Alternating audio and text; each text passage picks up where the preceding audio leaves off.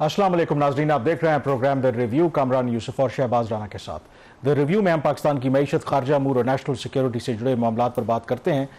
Iran अमरीका की जंग की बात करें तो लग ये रहा है कि दोनों ममालिक बहुत जल्द एक मुआहदे की तरफ बढ़ रहे हैं और उसमें मेरे ख्याल में पाकिस्तान को अगर क्रेडिट ना दिया जाए तो बहुत ज़्यादती होगी। आज जो बड़ी डेवलपमेंट्स हुई हैं उसमें सबसे पहले तो ईरान की तरफ से ऐलान किया गया है कि जो स्ट्रेट ऑफ हॉर्मुज़ जब से इस जंग का आगाज़ हुआ था उसको बंद किया गया था, उसको खोलने का ऐलान किया है। तमाम जो कमर्शियल वेसल्स हैं अब स्ट्रेट ऑफ हॉर्मुज़ से गुजर सकती हैं। शर्त यह है कि जब तक ये आर्जी जंगबंदी बरकरार है। लेकिन ये हुआ क्यों है?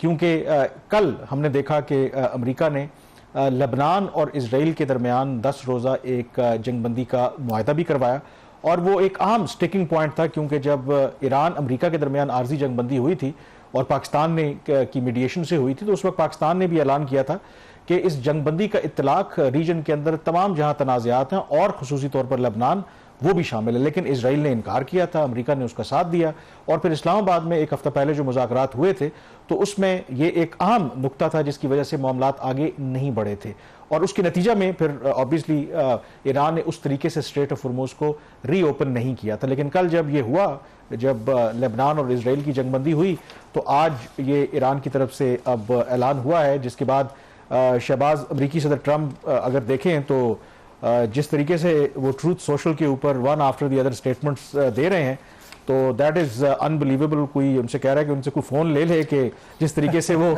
जिस स्पीड से वो कर रहे हैं। बट मेरे ख्याल में ये एक तो जो डेवलपमेंट सामने नज़र आ रही हैं ये तो हमें नज़र आ ही रही हैं, बहुत सिग्निफिकेंट है। लेकिन आई थिंक ये कोई आउट ऑफ द ब्लू नहीं हुआ, क्योंकि ये बिल्कुल भी आउट ऑफ द ब्लू नहीं हुआ। पाकिस्तान की जो एफर्ट्स थी वो रंग लेके आई हैं और गालिबन सदर डोनाल्ड ट्रंप का पाकिस्तान का शुक्रिया अदा करना और बार बार अदा करना बनता है। जो सूरत हाल बन गई थी, जो क्रेडिबिलिटी उनकी स्टेटमेंट्स की थी वो आपको खास रही नहीं थी। आज आपने देखा जो जिस तरीके से डेवलपमेंट्स हुई, इन सारे डेवलपमेंट्स के बाद पाकिस्तान कामयाब हुआ है दुनिया को तीसरी आलमी जंग से बचाने के लिए।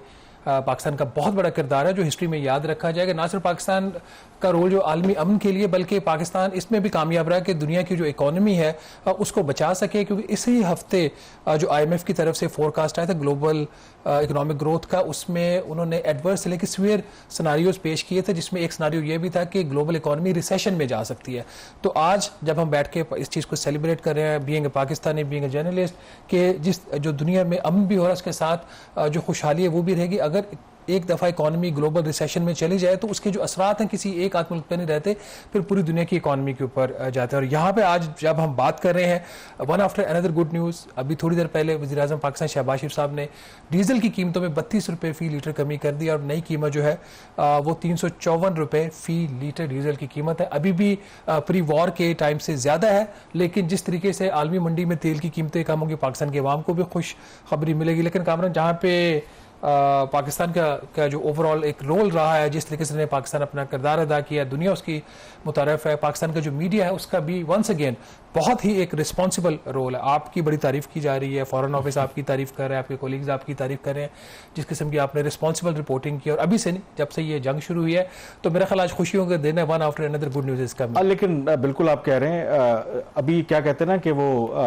हाथी निकल गया दुम रह गई है, तो थोड़ा सा इंतज़ार भी हमें करना चाहिए, क्योंकि इस्लामाबाद में जो मुज़ाकरात होंगे, क्योंकि पाकिस्तान के प्राइम मिनिस्टर और फॉरेन मिनिस्टर भी तुर्की के दौरे पर हैं और आज रात गए या कल सुबह वापस आ जाएंगे। तो इसहाक डार साहब ने वहाँ पर जो अंतालिया डिप्लोमेसी फोरम है उससे खिताब किया, तो उन्होंने ये कहा है कि 80% काम हो गया है और जो बाकी 20% है, अब जो दोनों फरीकैन हैं उनको एक फ्लेक्सिबिलिटी शो करनी चाहिए। और दूसरा जो खबर भी है मेरे पास कि जो अगला मरहला है दूसरे राउंड का जो मुज़ाकरात होने हैं, तो अगले 72 घंटे कहा जा रहा है कि बड़े इंपॉर्टेंट है। अगले 72 घंटों में इस्लामाबाद के अंदर एक बड़ी जो मूवमेंट और जब या कह लें जो बैठक है वो होगी। और उसमें जो आपने जिक्र किया, अगर आप उसमें देखें कि ना सिर्फ एक तो ये ऐलान हुआ है ना स्ट्रेट ऑफ हॉर्मुज़ का, और फिर उसके साथ जो लेबनान का हम जिक्र कर रहे थे, जो अमरीकी मीडिया रिपोर्ट कर रहा है और मोर और लेस वो खबर ठीक है, उसमें कोई $20 अरब के एक पैकेज या $20 अरब जो इनके मुंजमद हैं ईरान के जो असासे, उनको अनफ्रीज करने के बारे में बात हो रही है, फैसला हो गया है। और ये बड़ा सिग्निफिकेंट है क्योंकि इस्लामाबाद में जो मुज़ाकरात हुए थे, वैसे तो ज़ाहिर है कि पाकिस्तान बीइंग ए मीडिएटर उन्होंने इन्फॉर्मेशन और बिल्कुल ठीक किया कि उस तरह से लीक नहीं की, लेकिन ऑब्वियसली एज अ जर्नलिस्ट आप कुछ जो में तो रहते हैं कि क्या चीज़ हुई। तो उसमें जो मेरे पास भी इतलात हैं कि एक जो सबसे बड़ा कंसर्न था ईरान का कि इतनी जो उनके ऊपर जंग थोपी गई, जो उनके नुकसानात हुए, उनको पैसा चाहिए, और पैसा या तो आप उनके जो एसेट्स फ्रीज किए हैं उनको अनफ्रीज करें, या फिर उनको इजाज़त दें कि वो स्ट्रेट ऑफ हॉर्मुज़ पे टोल लगाएं। तो लगता ही है कि क्विड प्रो को हुआ है कि शायद मे भी अभी चीज़ें कुछ तय होना बाकी हैं कि स्ट्रेट ऑफ हॉर्मुज़ के ऊपर वो टोल उस तरीके से ना लें, और उसके बदले अमेरिका जो है उनके जो एसेट्स हैं उनको अनफ्रीज कर दे, या कोई और जो मार्शल प्लान है वो भी सामने आ जाए। तो ये भी अगेन उस तरफ इशारा कर रही है कि ये वन ऑफ इवेंट नहीं है, बल्कि जो बिहाइंड द सीन जितना काम किया है पाकिस्तान ने काम किया है। And I think the most critical factor, let's acknowledge that, कि जो पाकिस्तान के आर्मी चीफ का ईरान का दौरा था वो बहुत इंपॉर्टेंट था। आई थिंक वो मेक और ब्रेक दौरा था, खुद जाकर, और ये कोई इतना आसान दौरा नहीं था, क्योंकि स्टिल बेशक सीज फायर थी, इसराइल से आप कुछ भी तवक्को कर सकते हैं, और वहाँ की उनकी पॉलिटिकल मिलिट्री लीडर्स के साथ मिलना और उनके साथ उनको मेरे ख्याल में एतमाद में लेना, एक एतमाद की कमी भी थी ना अमेरिका और अभी भी है ईरान के दरमियान। तो ये पाकिस्तान ने मीडिएटर से बढ़कर एक जो रोल प्ले किया है, तो उसके नतायज अभी आना शुरू हो गए हैं। तो लेट्स होप कि ये जो प्रोसेस अब एक जो अच्छे मस्बत समत की तरफ जा रहा है, इस्लामाबाद में जब मुज़ाकरात होंगे तो eventually that lead to a positive और एक जो फाइनल जो अग्रीमेंट है अमेरिका और ईरान के दरमियान। जब पाकिस्तान ने इंडिया के खिलाफ जंग में कामयाबी हासिल की थी, तो आपने उस वक्त एक टर्म का इस्तेमाल करना शुरू कर दिया था कि नेट सिक्योरिटी प्रोवाइडर पाकिस्तान बन गया। एक और जो चीज़ जो पाकिस्तान के क्रेडिट में जाती है, हिस्टोरिकली जितनी भी हमारी लीडरशिप रही है, जिसमें जुल्फ़िकार अली भुट्टो से लेके हमारे जो एटॉमिक साइंटिस्ट थे और वो जो गवर्नमेंट्स थी और जो मिलिट्री लीडरशिप थी, पाकिस्तान का न्यूक्लियर स्टेट बनना, पाकिस्तान का न्यूक्लियर स्टेट बनना, उसकी जो अहमियत थी वो अपनी जगह पर थी। और गल्फ स्टेट्स को और बाकी मुस्लिम कंट्रीज़ को ये पता, जब भी कोई मुश्किल वक्त आएगा तो पाकिस्तान का एक रोल रहेगा। एक जो चीज़ हिस्टोरिकली हमें कही जाती रही, ट्रेडिशनली वजारत ख़जाना की तरफ से भी और बाकी जो हमारे स्टेक होल्डर्स हैं सिविलियन सेटअप के अंदर, मिलिट्री सेटअप के अंदर, कि पाकिस्तान को ओवरऑल अगर देखा जाए तो उसको उसकी इकॉनमी को ब्लीड करवाया जा रहा है, ताकि पाकिस्तान इकनॉमिकली इतना स्ट्रॉन्ग ना हो सके कि वो अपने पैरों पर खड़ा हो सके। एक न्यूक्लियर पावर, एक बड़ा मुल्क जिसकी आबादी जो 25 करोड़ की आबादी है, इसमें जो वसाइल हैं, इसका मतलब ये नहीं कि अगर दुनिया आपको इकोनॉमिकली ब्लीड करवा रही थी उसमें हमारी कोई कोताहियां या गलतियां नहीं, बड़े ब्लंडर्स की हैं, हमारे अंदर बड़े फैसले करने की कमी रही है। आज अगर पाकिस्तान का जो रोल है मीडिएटर के तौर पर दुनिया मान रही है, तो उसकी सबसे बड़ी वजह यह थी कि पाकिस्तान ने टाइमली बोल्ड फैसले किए हैं। जो टाइमली बोल्ड फैसले हमने किए हैं, वही फैसले टाइमली और बोल्ड किए जाएं और इकोनॉमिक फ्रंट के ऊपर भी किए जाएं, तो पाकिस्तान जितनी भी इसराइल कोशिश करे, इंडिया कोशिश करे, कोई भी तीसरा मुल्क करे, आप अपने आप को ब्लीड नहीं करने दे। तो दिस इज द डिफरेंस। और इसमें जो एक और जो मेरी इंटरेक्शन मुख्तलिफ लोगों से रही, अगर आप देखें तो पाकिस्तान की जो क़यादत है या हुकूमत रियासत है, थोड़ी ह्यूमिलिटी भी नज़र आई है। पाकिस्तान ने कोई उसको बहुत ज़्यादा अपने किरदार को बढ़ा चढ़ा के पेश करने की कोशिश नहीं की। तारीफ दुनिया आपकी कर रही है, अमेरिकी सदर ट्रंप कर रहे हैं, बाकी लोग कर रहे हैं, आपने खुद को बढ़ा चढ़ा के चीज़ों को पेश नहीं किया। अब पाकिस्तान में भी एक जेन्युइन सवाल है कि हम दुनिया को एक इतनी तबाही से बचाने जा रहे हैं, हमें क्या फ़ायदा होगा। आगे चल के बाद में जब और मटेरियलाइज होंगी, जो मेरे पास जो इंडिकेशन है, जो खबरें आ रही हैं, मेरा ख्याल है इसका पाकिस्तान को डिविडेंड मिलेगा। अमेरिका के साथ हमारे जो रिलेशनशिप हैं उसमें एक सिग्निफिकेंट आप देखेंगे कि जंप आने वाला है, एक बहुत आपको उसका फ़ायदा होगा पाकिस्तान को। ईरान के साथ बहुत से ऐसे मामला जो पहले रुके हुए थे, बहुत से ऐसे मंसूबे, शायद उसके हवाले से भी चीज़ें जो है गैस की, तो ये जो लोगों का जो एक डिप्लोमेसी आपने कहा ना कि प्रोसेस है, हमारे यहाँ लोग जो अननेसेसरीली क्रिटिसाइज करते हैं कि इस मौके के ऊपर ऐसा तो नहीं है कि हमने जो काम किए, जो पाकिस्तान की इज्जत में क्यों इजाफा हुआ है। जो आम तौर पर पाकिस्तान के बारे में तासुर ये था वाशिंगटन में कि जब भी और किसी और जगह जब जाते हैं तो हम वहां पर ना पहले अपने पैसों की रिक्वेस्ट करते हैं। जो तब्दीली आई है वाशिंगटन में भी वो चीज़ महसूस की गई है। पाकिस्तान का जो भी डिस्कोर्स होता है, इससे पहले भी या रिसेंटली, उसमें हम कोई फाइनेंशियल असिस्टेंस किसी से उनसे नहीं ले रहे। यानी कि हमने जो अभी भी ये मीडिएशन का रोल प्ले किया है, वी नेवर आस्क्ड कि जी आप हमें कोई, जिस तरह पहले होता था कोऑपरेशन सपोर्ट फंड और दिस एंड दैट, उससे पाकिस्तान की कदर कीमत में इजाफा हुआ है। एंड येट अमेरिका का सिस्टम ऐसा है कि जब अमेरिका के लिए अगर आप उनकी जो भी उनका एजेंडा या उनको अगर किसी चीज से फायदा होता है तो वो उनका अमेरिका का ऐसा सिस्टम है, वो आपको रिवॉर्ड करता है। तो वो रिवॉर्ड जो है जेन्युइनली जिसका पाकिस्तान ये दो वर्ड ऑफ क्वेश्चन में ऐड करूंगा। एक तो ये कि इस दफा हम फिर उम्मीद करते हैं कि अमेरिका पाकिस्तान को किसी एक ट्रांजैक्शन के मकसद के लिए इस्तेमाल नहीं करेगा और पाकिस्तान को इस सारे प्रोसेस के बाद डंप नहीं करेगा। हिस्ट्री में कुछ और डिक्टेट करती है, लेकिन इस दफा की जो ताल्लुकात है होपफुली बहुत बेहतर होंगे। इसमें पहले ट्रस्ट डेफिसिट रहा, इस दफा ट्रस्ट डेफिसिट पाकिस्तान ने खत्म करवाया, हम एक बड़ी स्ट्रॉन्गर पोजीशन पे आ गए। दूसरी जो चीज क्लैरिफाई करने की जरूरत जरूरत है, क्योंकि अभी आपने कहा कि पाकिस्तान ने इमदाद या कर्जा जाकर नहीं मांगा, उस पर फौरी जो प्रोग्राम हमारा लोग देख रहे हैं उनके जहन में ये सवाल आएगा कि सऊदी अरब से अभी तो हमने $3 अरब लिया और कतर से भी शायद $2 अरब आ रहा है, तो ये जो कॉन्टेक्स्ट है ये डिफरेंट है, ये एक्सप्लेन करने की जरूरत है, क्योंकि मुत्तहिदा अरब अमारात ने को जब हमने कर्ज वापस किया तो उस वापसी का किसी न किसी तरीके वजह से इस जंग से भी कोई ना कोई ताल्लुक रहा है। और लेट मी ऐड, देखें ना म्यूचुअल बेनिफिट्स होते हैं, इसमें सिर्फ मैं इसको कंप्लीट कर लूं, वो ताल्लुक रहा है, वो एक होल पैदा हो गया था। हमने जो IMF के साथ हमारी कमिटमेंट्स थी, तो चूंकि जंग की वजह से उससे रिलेटेड चीजों की वजह से हो रहा था, तो और पाकिस्तान के रोल की एक पॉजिटिव रोल को पनिश करने की शायद बात हो रही थी, तो उसको कॉम्पनसेट करने के लिए सऊदी अरब सामने आया है कि आप जिस वजह से हिट ले रहे हैं हम आपको हिट नहीं ले रहे हैं। बिल्कुल, और उसमें जो इंपॉर्टेंट बात है, कर्जे लेना कोई बुरी बात नहीं होती, क्योंकि हम तो बहुत ज्यादा वो ऐसा करते हैं। उसमें एक और जो फैक्टर देखिए, म्यूचुअल बेनिफिट्स होते हैं। अब सऊदी अरब ने भी बिल्कुल अगर हमें कर्जा दिया, या कतर ने भी जिस तरीके से अब रिस्पॉन्स, रीजन के जो पाकिस्तान का जो इस वक्त जो रोल है, जो दुनिया जो है ना, जो अमेरिका का भी आपने जिक्र किया, जो अब ये जो ग्लोबल ऑर्डर इमर्ज हो रहा है, उसमें वो ममालिक जो मिलिटरीली स्ट्रांग हैं, और सऊदी अरब को भी पता है, कतर को भी पता है, इवन ईरान ने भी जो पाकिस्तान की बात मानी है, दे अंडरस्टैंड पाकिस्तान पोजीशन के ये जो एक विंडो पाकिस्तान के जरिए हमें मिली है कि हम अपने आप को री इंटीग्रेट करें, तो ये ऐसा नहीं है कि जो उसमें म्यूचुअल बेनिफिट बाकी मुल्कों का नहीं है कि उन्होंने आपको फाइनेंशियल एक्सटेंड किया। जी बिल्कुल, यहाँ पे ब्रेक ले लेते हैं, और इस पे मेरे ख्याल में मायरीन की जो राय है वो लेना भी बहुत जरूरी है। तो जब किसी वापस आएंगे तो हमें एक पैनल ज्वाइन करेगा, तो उनसे भी ये जो बदलती तेजी से सूरत हाल है और मस्बत समझ जा रही है, उस पर उनकी राय लेंगे।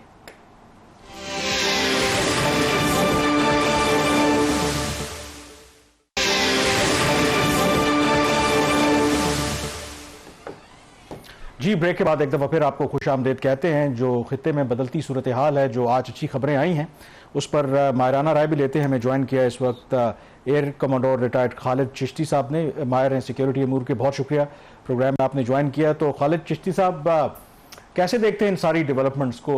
एक टाइम जब एक हफ्ता पहले, अब एक हफ्ता तो बहुत दूर लगता है, जब मुज़ाकरात 21 घंटे के हुए थे और किसी नतीजे पर नहीं पहुंचे थे, लेकिन उस एक हफ्ते के दौरान अब जो पिछले 6 दिनों में डेवलपमेंट्स हुई हैं, प्रॉस्पेक्ट्स बड़ी ब्राइट लग रही हैं। तो आप पूरी सूरत हाल को किस तरह से देख रहे हैं?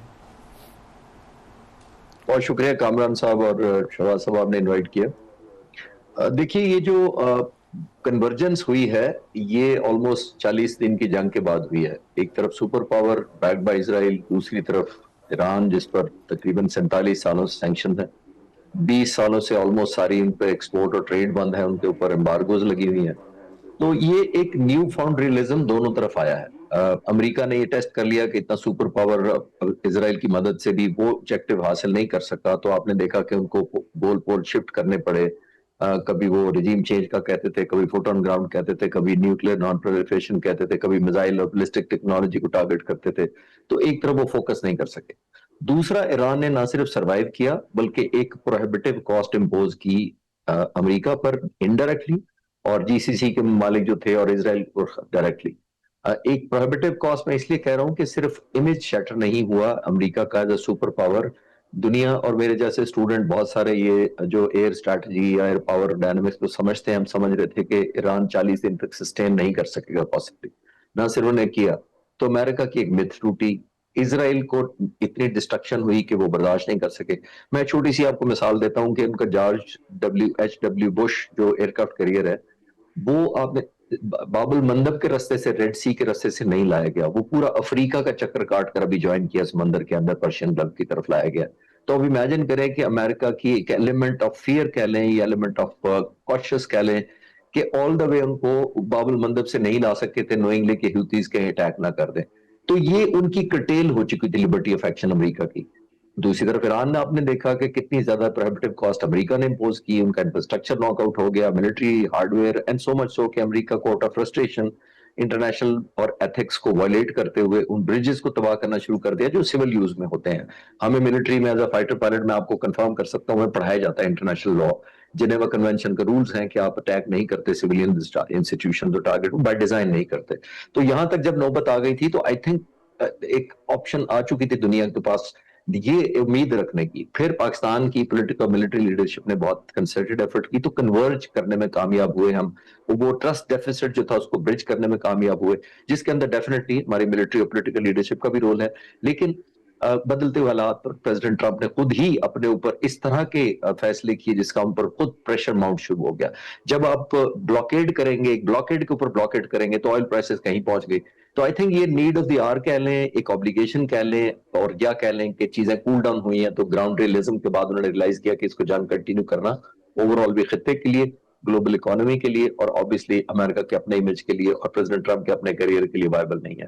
तो इसलिए कंक्लूजन की तरफ जा रही है इंशाल्लाह। खालिद चिश्ती साहब, आपने ओवरऑल एक सिनेरियो दिया, थैंक यू फॉर दैट।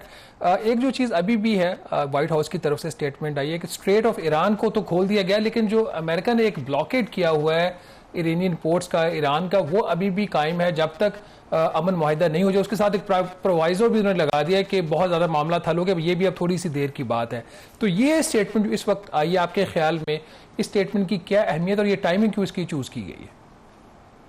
बुनियादी तौर पर देखिए, मैं जंग के दिनों से ये अर्ज करता आया हूं कि ईरान ने बड़ी कामयाबी से अमेरिका को अपने डिसीजन मेकिंग लूप में ले लिया था। डिसीजन मेकिंग लूप ये होता है कि आप एक ऐसा एक्शन करें, फिर एनिमी आपका रिएक्ट करे उस पर, फिर आप एक एक्शन करें, एनिमी आपका रिएक्ट करे। तो ये डिसीजन मेकिंग लूप में जब दूसरा मुल्क चला जाए और वो भी सुपर पावर हो, बैक बाय इजराइल, तो ये आधी जंग तो दूसरी साइड पहले ही हार जाती है। अगर आप दुश्मन के रिएक्शन के ऊपर अपना एक्शन बेस करना शुरू कर दें, आपको अपना इनिशिएटिव कर्टेल हो जाता है, आपकी लिबर्टी ऑफ एक्शन कॉम्प्रोमाइज हो जाती है। जब इतना होता है तो फिर आप एक हॉस्टेज काइंड ऑफ, मैं सिर्फ फील के सेंस में कह रहा हूं, बन जाते हैं दुश्मन के फैसले के। तो हुआ ये कि जब अमेरिका ने कहा कि हम आएंगे, कब्जा कर लेंगे, रजीम चेंज नहीं हुई, उन्होंने कहा स्टेट ऑफ हॉर्मुज़ हम कंट्रोल करेंगे, ईरान ने पकड़ लिया, ईरान ने से वो छुड़वा नहीं सके, तो वो रिएक्शन मोड में अमेरिका चला गया कि मैंने छुड़वाना है। फिर उन्होंने कहा फुट ऑन ग्राउंड, ईरान ने कहा आएंगे तो बहुत सारे बॉडी बैग जाएंगे, तो अमेरिका रिएक्शन में आकर रुक गया। फिर उन्होंने फुट ऑन ग्राउंड के अलावा कहा न्यूक्लियर और बॉडी एनरिचमेंट और बड़ी बातें हुई, वो सबके तमाम हमने देखा गोल पोस्ट शिफ्ट हो रहे थे। पहली डिसीजन ये अमेरिका ने लिया war strategy point of view से, मैं 4-5 दिनों से चैनल पे कहा मैंने कि अमेरिका ने ईरान को रिएक्टिव मोड में डाला। यानी जब उन्होंने काउंटर ब्लॉकेड किया, although blockade itself act of war होता है और वॉर तो पहले ही चल रही है, लेकिन इसके अंदर एक और एलिमेंट ऐड हुआ जो कि चाइना का था। चाइना तेल यहां से लेता है, आपने इनडायरेक्टली चाइना को थ्रेट किया या कोर्स किया या प्रेशराइज किया कि चाइना भी शामिल हो, डायरेक्टली इनडायरेक्टली वो स्टेक होल्डर बने, ताकि वो कन्विंस कर सके ईरान को कि वो कॉम्प्रोमाइज आ जाए। तो ये पहला मूव मैं देखता हूं मिलिट्री पॉइंट ऑफ व्यू से, अमेरिका ने डिफेंसिव कर दिया ईरान को कि वो रिएक्ट करे उनके एक्शन पर। तो उसकी वजह से एक एलिमेंट ऑफ प्रेशर बिल्ड हुआ, चाइना का एक एलिमेंट ऐड हुआ। फिर आपने देखा कि अगर ये ब्लॉकेड कंटिन्यू रहता है, ऑल्दो इतना आसान नहीं था, मैं पहले दिन से समझता हूं कि ये नक्शा और गूगल और मैप पर हम जब देखते हैं तो वो बहुत छोटा समंदर नजर आता है। जब आपने हजारों स्क्वायर किलोमीटर की मॉनिटरिंग, सर्विलेंस और एनफोर्समेंट करनी हो ब्लॉकेड की, बहुत चैलेंजिंग होता है। अमेरिका के लिए भी सस्टेन करना मुश्किल था। जैसे मैंने कहा कि जॉर्ज डब्ल्यू बुश जो एयरक्राफ्ट कैरियर है पूरे अफ्रीका से क्यों लेकर आए, क्योंकि उनको अपनी रेट का पता था कि शायद कॉम्प्रोमाइज हो जाए या हुतीज अटैक ना कर दे। तो इस एलिमेंट के अंदर ये जिस तरफ आप इशारा कर रहे हैं, आई थिंक सो कि ये अब पोस्चरिंग इस तरफ, ये पोस्चरिंग की तरफ इशारा है जो बुनियादी तौर पर अमेरिका ने कहा है कि हम अनलिफ्ट या अनडू नहीं करेंगे। वो इसलिए होता है कि आपको एंड तक प्रेशराइज किया जाए और पोस्चरिंग की जाए कि अगर आपने मुआहदा ना किया तो हमारी फोर्सेस भी मौजूद हैं, हमारा रिजॉल्व भी मौजूद है और हमारी कैपेबिलिटी भी मौजूद है। तो I think more of A negotiation term की तरफ जा रही है, एज अ टूल यूज कर। बिल्कुल, ये आप ठीक कह रहे हैं। और इवन जब ये यूएस ने नेवल ब्लॉकेट का ऐलान भी किया था तो मेरी भी कुछ लोगों से वाशिंगटन में भी बात हुई थी, तो वो कह रहे हैं कि अगर इन रियलिटी ये नेवल ब्लॉकेट होता तो things would have been different, क्योंकि जो सो कॉल्ड नेवल ब्लॉकेट उन्होंने किया भी था तो कोई सिंगल इंसिडेंट भी नहीं हुआ, तो वो सिर्फ एक पोस्चरिंग थी। और ज़ाहिर ईरान भी पोस्टरिंग कर रहे हैं, दोनों ये कर रहे हैं। तो हमारे साथ अभी रज़ा रूमी साहब भी मौजूद हैं, वेल नोन एनालिस्ट। तो बहुत शुक्रिया रज़ा रूमी साहब, आपने ज्वाइन किया। क्या सेंस है आपकी? मेरे ख्याल में मैं यहाँ से शुरू करना चाहूँगा कि पाकिस्तान का जब नाम आया कि हम मीडिएट करवा रहे हैं, पाकिस्तान के अंदर भी लोग थोड़े स्केप्टिकल थे कि जी पाकिस्तान की क्या इतनी, आप कह सकते हैं कि इतना कैपेसिटी है, इतना पाकिस्तान का क्लाउड है कि हम ईरान अमेरिका की जंग, और इसमें बहुत बड़े बड़े प्लेयर्स इन्वॉल्व हैं, कि उनके दरमियान मफाहमत करवा सकें और एक गो बिटवीन बन सकें। But it is happening now. जी कामरान, देखिए, thank you for inviting me. असल में मसला यह है कि पाकिस्तान में एक मर्ज जो लाहक हो चुका है, और वो और बदकिस्मती से उसमें सभी लोगों का कसूर है कि हम अपने आप को अंडरमाइन करने का और अंडर एस्टिमेट करने का एक पूरा बीड़ा उठा रखे हैं। देखिए, पाकिस्तान की एक अहमियत जो है वो अब दुनिया ने तस्लीम भी की है। एक तो पाकिस्तान न्यूक्लियर पावर है, और दूसरी ये मई 2025 के बाद से जो पाकिस्तान की स्टैंडिंग में इजाफा हुआ है, उसकी स्टैचर में, वो भी आप सबके सामने है। और यही आज की ये जो कुछ हो रहा है, ये उसी का शाखसाना है कि पाकिस्तान को और उसकी मिलिट्री स्ट्रेंथ जो है। शुक्रिया मोदी का अदा करना है, इसका मतलब आप ये कह रहे हैं? जी देखिए जी, पहली बात तो है कि मोदी का और फिर किसी हद तक नेतन्याहू का भी शुक्रिया अदा करने का, क्योंकि हमने उनको एक्सपोज कर दिया है इस पूरे मामले में। और ये जो पाकिस्तान की स्टैंडिंग में इजाफा हुआ है, वो दुनिया ने भी इसको तस्लीम किया है और ट्रंप ने सबसे ज्यादा आगे बढ़कर वैल्यू की है ये बात। और अभी आज देखिए, ये एक बहुत बड़ी डेवलपमेंट है कि यूएस प्रेसिडेंट जो है वो पब्लिकली पाकिस्तान के वजीर आजम को और फील्ड मार्शल का शुक्रिया अदा कर रहे हैं, क्योंकि ये सिर्फ एक रीजनल मसला नहीं है, ये सिर्फ एक जिसे कहना चाहिए ईरान और 2 या 3 ममालिक के दरमियान मसला नहीं, इसकी आलमी नौयत बन चुकी थी। आप सब इससे वाकिफ हैं, खसूसन जो इसके माशी असरात हो रहे थे इस जंग के। और अब ये आज के जो ऐलानात हैं, जो डेवलपमेंट्स हैं, उससे यही लगता है कि ये जंग अपने खात्मे के करीब है अब, क्योंकि अमलन इसको कंटिन्यू करना एक जो है बहुत बड़ी मुसीबत और बहुत बड़े क्राइसिस का सबब बन सकती है। जी कामरान। रूमी साहब, ये बिल्कुल आप ठीक कह रहे हैं, क्योंकि मैंने ब्रेक पे भी जाना है। आप बिल्कुल जबरदस्त बात कर रहे हैं कि ये जो जंग है, ये कोई छोटी मोटी जंग नहीं थी। इसमें पाकिस्तान ने एक तो दुनिया के अमन को, जो हम अभी भी कोशिश कर रहे हैं, थोड़ा कॉशियसली ऑप्टिमिस्टिक होना चाहिए, बचा रहे हैं। और दूसरा जो ग्लोबल रिसेशन है, जब सीज फायर का आर्जी तौर पर जब जंगबंदी का ऐलान हुआ था, तो उस वक्त ही पूरी दुनिया की जो कैपिटल मार्केट को $3 ट्रिलियन का गेन हुआ था। तो आप इमेजिन करें कि हमारी मैशत का साइज क्या है। तो पाकिस्तान की एक कोशिश की वजह से $3 ट्रिलियन का गेन हुआ था जो इंटरनेशनल मार्केट्स हैं, कैपिटल। और जब अगर ये परमानेंट सीज फायर होती है और ये मसला हल होता है, तो उससे पाकिस्तान कितना पॉजिटिवली कंट्रीब्यूट करेगा। यहाँ पे ब्रेक लेंगे, हम चिश्ती साहब का यहाँ पे शुक्रिया अदा करेंगे। ब्रेक के बाद हमें रजा रूमी साहब के साथ डॉक्टर कमर चीमा भी ज्वाइन करेंगे, तो उनके सामने भी ये सारे मामला रखेंगे।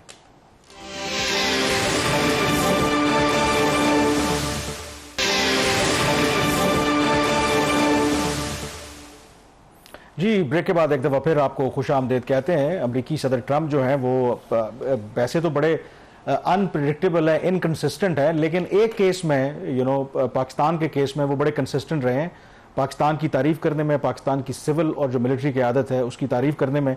और ये जो ईरान के हवाले से पाकिस्तान अपना किरदार अदा कर रहा है, आज भी अगर आप देखें जो सीरीज ऑफ उन्होंने जो स्टेटमेंट्स दी हैं ट्रूथ सोशल के ऊपर, तो उन्होंने ये कहा कि thank you to Pakistan and it's great prime minister and field marshal, to fantastic people. I wish कि मैं जो ट्रंप जिस तरीके से कहते हैं वो कह सकता, तो ये उनका स्टाइल है। और अभी कुछ देर पहले पाकिस्तान के जो प्राइम मिनिस्टर हैं उन्होंने शुक्रिया अदा किया। उन्होंने कहा कि mister president, on the behalf of people of Pakistan, field marshal Syed Asim Munir, and on my behalf I express my deep and profound appreciation for your kind and gracious words. ये डॉक्टर चीमा साहब, ये मेरे ख्याल में किसी कहानी का शायद इतना अच्छा स्क्रिप्ट भी हम ना लिख सकते हो। ये क्या हो रहा है पाकिस्तान, किस तरीके से ये टर्न अराउंड हुआ है?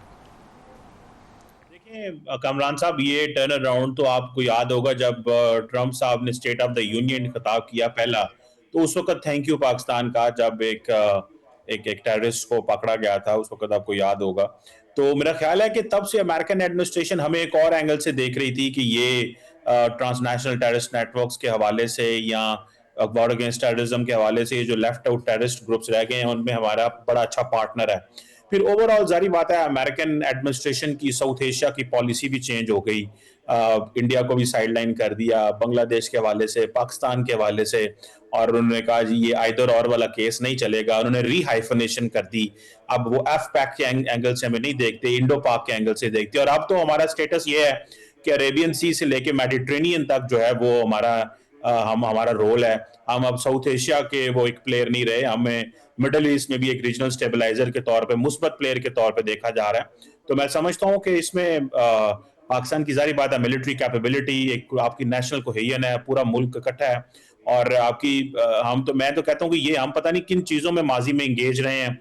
एक गैर जरूरी पॉलिटिकल अनसर्टेनिटी इस मुल्क में रही और उसकी वजह से इकोनॉमिक क्योस रहा। हमारी पोटेंशियल कैपेबिलिटीज कुछ और हैं और हम जो है वो फंसे कहीं और रहे हैं। तो मेरा ख्याल है कि ये भी हमारे लिए एक मोमेंट है सोचने का कि किस डायरेक्शन में हमें फ्यूचर में जाना चाहिए, दुनिया हमारी क्या चीमा साहब आपने सही कहा, ये ऐसे ही होता है। जो माजी की आप बात करें, जब इंसान ग्रे में खेलता है ना, चाहे हुकूमतें हों या इंसान हो, ग्रे में खेलता है तो वो कंफ्यूज रहता है। जब आप ब्लैक एंड व्हाइट में चीज़ों को देखते हैं तो समझ आती है कि दुनिया किधर जा रही है। एक मैंने ब्रेक में आपसे छोटी सी ख्वाहिश का इजहार किया था, मुझे उम्मीद है कि लाइव आप मुझे मायूस नहीं करेंगे। ये प्रेसिडेंट डोनाल्ड ट्रंप के पाकिस्तान आने की बात हो रही है, हम चाहते हैं कि ये खबर आप ही दे दें। आप कहा जा रहा है कि पाकिस्तान में 3-4 लोगों को ही पता है, जिसमें से एक आप भी हैं। सर आपको पता है फॉरेन अफेयर्स जो है ना वो कामरान साहब का बीट है और उनसे बेहतर कोई नहीं जानता कि क्या होगा। लेकिन असल चीज तो ये है कि डील हो जाए, और वो डील जब तक नहीं होती तब तक नहीं होती, तो मेरा ख्याल है तब तक हमें वेट ही करना चाहिए। लेकिन कल क्योंकि प्रेसिडेंट ट्रंप ने बात की मीडिया से कि अगर कोई ऐसी सिचुएशन पैदा होती है, तो क्योंकि ट्रंप साहब देखें वो चाहते तो है ना कि वो एक ग्लोबल स्टेचर उनका इस तरह का हो कि उन्होंने अमेरिका की डील की। देखें ट्रंप साहब कहना चाहते हैं कि देखें मैंने ईरान के न्यूक्लियर प्रोग्राम को भी तबाह कर दिया है। कमर चीमा साहब आपकी बात की कतई कलामी हो रही है। माजरत कामरा ने तो मुझे पिछले हफ्ते को बता दिया था कि ये डील होनी तब है जब प्रेसिडेंट डोनाल्ड ट्रंप आएंगे, कि वो नहीं चाहेंगे कि जेडी वैंस इसका क्रेडिट ले। इन्होंने एक हफ्ता पहले कह दिया था। रज़ा रूमी साहब आपकी तरफ आते हैं। इस वक्त जो सूरत हाल बन रही है, बात तकरीबन आप यही समझे कि जो जिस किस्म की ग्लोबल न्यूज़ नेटवर्क से स्टोरीज आ रही हैं, जो सीरीज ऑफ इवेंट्स आ रहे हैं कि लेबनान का सीज फायर हो गया, फिर स्ट्रेट ऑफ हरमूज खुल गया, जो एक अमेरिकन प्रेसिडेंट जो कह रहे थे कि मैं होल सिविलाइजेशन को तबाह कर दूंगा, आज उन्होंने ईरान का शुक्रिया अदा किया। तो ये जो सीक्वेंसिंग आ रही है, आप क्या समझते हैं कि जो अमन मुआहिदा है जिसकी डॉटेड लाइंस के ऊपर दस्तखत करने, उससे कितनी दूर है ये दुनिया की दो बड़ी ताकतें इस वक्त? जी बहुत शुक्रिया। देखिए बहुत करीब है अब फाइनल माहिदा, और यकीनन उसकी जो जुजियात हैं उनके ऊपर ही इस वक्त काम हो रहा है। जो सबसे बड़ा मसला था आबनाए हुर्मुज का, वो तो खुल चुका है। और आपको मालूम है कि यही एक सबसे बड़ी तशवीशनाक थी दुनिया भर को, अमेरिका को क्या, मगरिब को क्या, चीन को क्या, खुद पाकिस्तान को, कि जो आबनाए हुर्मुज की बंदिश की वजह से तेल की कीमतों में जो इजाफा हुआ और उससे जो महंगाई का तूफान और कसाद बाजारी एक आलमी सतह पे होनी थी, उससे दुनिया बच गई है। और ये बहुत बड़ी बात है ये चीज भी होना। अब मजीद जो न्यूक्लियर एनरिचमेंट के ऊपर, यूरेनियम के ऊपर जो मामलात हैं, वो यकीनन वहाँ पे कुछ लेन देन तो होगा अमेरिका और ईरान के दरमियान। अब उसकी क्या खद्दोखाल होते हैं वो भी अनकरीब पता लग जाएगा। लेकिन मैं समझता हूँ जो भी बात भी हो रही थी कि एक बहुत इसमें अहम रोल पाकिस्तान का, पाकिस्तान की सालिसी और आलमी सतह के ऊपर पाकिस्तान का जो इमेज है उसकी जो बहाली हुई है और जो उसका बढ़ावा उसको मिला है, मेरे ख्याल से आज हर पाकिस्तानी मुबारकबाद का मुस्तहिक है। देखिए हम तो अव्वल दिन से बहुत ही पुरखुलूस तरीके से और शिद्दत के साथ इस पूरे अमन प्रोसेस में इन्वॉल्व रहे हैं, क्योंकि ये खित्ते का मसला था, दुनिया का मसला था, लेकिन खुद पाकिस्तान का एक बहुत बड़ा मसला था। जो तेल की कीमतों में इजाफा हुआ और उसके बाद जो महंगाई के एक तूफान जिसकी प्रेडिक्शन की जा रही थी, उससे पाकिस्तानियों को बचाना, ये 250 मिलियन लोगों को बचाना भी जिम्मेदारी तो थी पाकिस्तान की क़यादत की, जब वो उस पोजीशन में, और उन्होंने अपना एक ट्रस्ट बिल्ड किया हुआ था ट्रंप के साथ भी, ईरान के साथ भी और दीगर ममालिक के साथ भी। तो मेरे ख्याल से बिल्कुल पाकिस्तान की क़यादत जो है वो मुबारकबाद की मुस्तहिक है। और यकीन कभी कभी तो यकीन नहीं आता कि हमने ये काम कर दिखाया है, लेकिन बहरहाल ये हो गया है और अब देखना बाकी है कि मेरे ख्याल में थोड़ा सा क्या कहते हैं कि वो कहीं नजर ना लग जाए, एक दफा मुज़ाकरात हों, वही कहते हैं ना कि जब तक मैच खत्म नहीं हो जाता तो उस वक्त खत्म नहीं हो जाता। तो वी आर ऑप्टिमिस्टिक और अल्लाह करे कि कोई इसमें लास्ट मिनट पे कुछ स्पॉइलर का रोल ना प्ले करे। डॉक्टर साहब, चीमा साहब, इसमें जो अब इम्पोर्टेंट बात है, ये माजी में भी हम अमेरिका की वो ईरान, चीन और अमेरिका का आपस में मफाहमत हो, उसमें एवरीबडी नोज कि कितना बड़ा हमारा रोल है।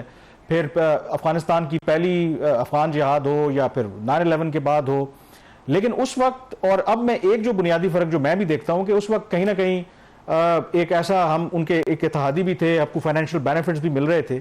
ये जो अभी हमने रोल प्ले किया है, हमें कोई अमेरिका की तरफ से कोई फाइनेंशियल बेनिफिट नहीं मिल रहा, हम just for the sake of peace या हमारे अपने जो इंटरेस्ट हैं वो अलाइन करते हैं। बट हैविंग सेड दैट, अगर हम ये डील करवाने में कामयाब हो जाते हैं तो कहते हैं कि अमेरिका का सिस्टम ऐसा है कि जो उनके इंटरेस्ट के लिए या जिससे अमेरिका के इंटरेस्ट सेव होते हैं, तो वो सिस्टम ऐसा है कि उसको वो रिवॉर्ड करता है। सो डू यू एंटिसिपेट, ये नहीं कि हम कोई उनसे रिक्वेस्ट करेंगे कि जो अमेरिका का सिस्टम है, पाकिस्तान ने जो इतना बड़ा काम किया है, वो हमें रिवॉर्ड करेंगे किसी तरीके से? नॉट नेसेसरली कि पैसे हमें देंगे, बट और बहुत से तरीके हैं। ये है कि आपकी परसेप्शन चेंज हुई है, that is the most important thing. आपका इमेज बेहतर हुआ है, और जो आपका पुराना इमेज था, जो आपके साथ अफगानिस्तान का टैग था, वो टैग उतरे हैं। इंडिया आपको कोशिश कर रहा था कि जी ये दहशतगर्दी कराते हैं, ये वो, उनकी कोई सुनते ही नहीं है, वो अपनी मार मार के लगे रहते हैं। वो एक ऐसी रियलिटी और ऐसी स्टेट है जो एग्जिस्ट ही नहीं कर रही। 1.4 बिलियन की पॉपुलेशन, इतनी बड़ी मार्केट, दुनिया के सामने एक नैरेटिव लेके जा रही है, उस नैरेटिव की वैल्यू ही कोई नहीं है। तो ये भी हमारी कामयाबी है। रही बात आपकी जो रिवॉर्ड क्या मिलेगा, सबसे पहले तो देखें, आप जैसे राणा साहब बैठे हैं वो बेहतर बताएंगे, फाइनेंशियल स्टेबिलिटी है, मैक्रो इकोनॉमिक स्टेबिलिटी है, फाइनेंशियल इंस्टीट्यूशंस तक आपकी एक्सेस मौजूद है। फिर अमेरिकन ने कहा जी कि हम आपके rare earth and critical minerals में इन्वेस्ट करने जा रहे हैं, 1.5 बिलियन की बात हुई, उसको मजीद भी वो कर रहे हैं। फिर क्रिप्टो की बात हो रही है, और भी मुझे लगता है एवेन्यूज खुलेंगे। आपको पता है ट्रंप साहब ट्रेडिशनल प्लेयर हैं, तो वो ट्रेडिशनल अंदाज से चीजें चलाते हैं। तो मुझे लगता है कि एक फॉर एवर पाकिस्तान को अमेरिका के अंदर एक बड़े ग्रुप में एंट्री मिल गई है। और वो देखें, रिपब्लिकन पार्टी का ये स्टाइल ऑफ पॉलिटिक्स है, इसके अंदर आपको एक एंट्री मिल गई है। अमूमन आप देखें, फॉरेन पॉलिसी कवर करते हैं, आपको पता है कि हम कहते हैं कि अमेरिका में हम बात किससे करें, ना हमारे डेमोक्रेट्स में दोस्ती है, ना हमारी रिपब्लिकन में दोस्ती है। और जिस तरह के ये लोग हैं, हमें वाया जद्दा जाना पड़ता था या रियाद जाना पड़ता था अमेरिका। मुझे लगता है कि ये जो हमारा इमेज पिछले साल जंग के बाद बदला है, अब हमें एक परमानेंट ग्रुप मिल गया अमेरिका के अंदर, जितना करीब हम इनकी काम कर रहे हैं। गो के अमेरिका के interest they keep on changing, और वो होता रहता है, तो हमें उससे कोई फर्क नहीं पड़ता। इस वक्त की जो सिचुएशन है, और सबसे बढ़ के मिडिल ईस्ट का जो नया ऑर्डर आ रहा है, उसमें हम ओपन अप है। ईरान की इकोनॉमी दुनिया में स्टेबलाइज होती है, रेलिवेंट होती है, हमारे लिए एक नया मार्केट खुल गई, इकोनॉमी आएगी, एनर्जी एक्सेस बढ़ेगी, लोगों के लिए आना जाना बढ़ेगा। तो हमारे लिए अपॉर्चुनिटीज बहुत हैं। देखिए, ईरान का दुनिया में मेन स्ट्रीम होना भी तो हमारे लिए बहुत कुछ लेके आ रहा है, वो अपना एक एडवांटेज हमारे नेबरिंग कंट्री है। चीमा साहब, आपने चूंकि ये इकोनॉमिक साइड की बात की, 2-3 फैक्ट्स मैं नाज़रीन के सामने रखना चाह रहा हूं before we go to the break. आज जरा खुशी का दिन था, तो हमने कुछ क्रिटिकल जो स्टोरीज थी वो साइड पे रखी है। मैं करना चाह रहा था, कामरान का ख्याल था कि आज नहीं करनी चाहिए, फिर कभी करेंगे। गवर्नमेंट का कुछ अच्छा काम हो तो उसको अप्रिशिएट कर देना चाहिए। ये जब क्राइसिस गुजर जाएगा तो हमें ये याद रखना चाहिए कि पाकिस्तान के अंदर जो फ्यूल क्राइसिस आया था उसकी मैनेजमेंट बहुत अच्छी रही थी। और जब इसकी बात है कि तो प्राइम मिनिस्टर का जिक्र आएगा, उनकी मैनेजमेंट ओवरऑल, फाइनेंस मिनिस्टर जिन्होंने प्रॉपर अपना एक रोल प्ले किया, फाइनेंस मिनिस्टर ने जो फॉरेन एक्सचेंज रिजर्व्स की रिक्वायरमेंट थी वो पूरी रखी, पेट्रोलियम मिनिस्टर्स उन्होंने सप्लाईज को पूरा रखा। और फर्क कैसे पड़ता है जब किसी कौम का कद बढ़ता है, तो फिर उसको कैसे दुनिया देखती है। जब अभी हमारे फाइनेंस मिनिस्टर इस वक्त वाशिंगटन में IMF की स्प्रिंग मीटिंग्स की वो वहां पे अटेंड कर रहे थे। इससे पहले हमारा कोई भी वजीर खजाना स्प्रिंग मीटिंग में जाता था तो बड़ी मुश्किल से IMF की मैनेजिंग डायरेक्टर से डायरेक्ट मीटिंग मिलती थी। इस दफा IMF की मैनेजिंग डायरेक्टर से मुलाकात, IMF के फर्स्ट डेप्यूटी मैनेजिंग डायरेक्टर से मुलाकात, IMF के एक और डेप्यूटी मैनेजिंग डायरेक्टर से मुलाकात, फिर मिशन चीफ, फिर डायरेक्टर फॉर सेंट्रल एशिया, और फिर उसके अलावा बहुत सारे ऐसे जो डिग्निटरीज होते हैं, जो इंटरनेशनल फाइनेंशियल इंस्टीट्यूशंस के हेड्स होते हैं, उनके साथ मुलाकातें। तो ये एक इम्पैक्ट होता है जब कौम का कद बड़ा होता है, तो ये कामरान को भूलना नहीं चाहिए। ब्रेक पे वो जाना है, तो मुझे आई डोंट नो कि हम मीम्स में बड़े आगे हैं, तो ये जो आपने हमारे कद काट की बात की है, तो एक मीम बसद एहतराम जो ख्वाजा आसिफ साहब हैं, तो उनकी एक मीम मैंने देखी कि वो धोती पहन के और बनियान पहन के और साथ उन्होंने गन रखी हुई है, तो ऊपर बड़ा मजे का ट्वीट है। उन्होंने कहा जी कि शुक्र करें जो हमारा अभी स्टेटस है, तो अभी हम कर्जे वापस कर रहे हैं, वरना हम भत्ता भी ले सकते हैं। तो जो नहीं जो हमारी छोटी सी ब्रेक लेते हैं। आज कौम के खुश होने का दिन है। मीम ये भी चल रही कि अभी आज हमने कर्जा लिया $500 मिलियन का, तो कुछ लोग ये भी कह रहे कि हमने शुक्र करे, हमने जबरदस्ती निकल कर्जा इधर रखो, जो हमारी पोजीशन हुई। यहाँ पे छोटी सी ब्रेक लेंगे और ब्रेक के बाद दोबारा वापस आएंगे। स्टे विद अस।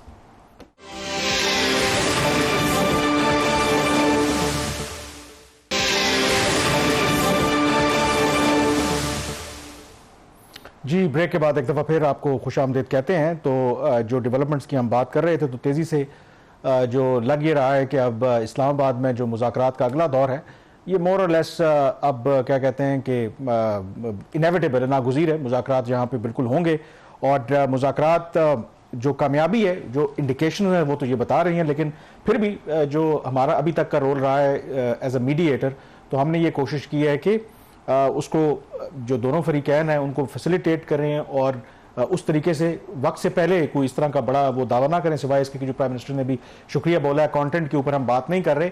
तो अभी भी जो पाकिस्तानी ज़राए हैं वो यही कह रहे हैं कि थोड़ा सा हमें एहतियात बरतने की ज़रूरत है। बेशक ट्रंप ने ऐलान किया है कि वो आएंगे, that does not necessarily mean के कोई डील हो गई है, क्योंकि अभी भी जब तक डील हो नहीं जाती तो उस वक्त तक हमें उसका इंतजार करना पड़ेगा। बहरहाल हम नजर रखेंगे।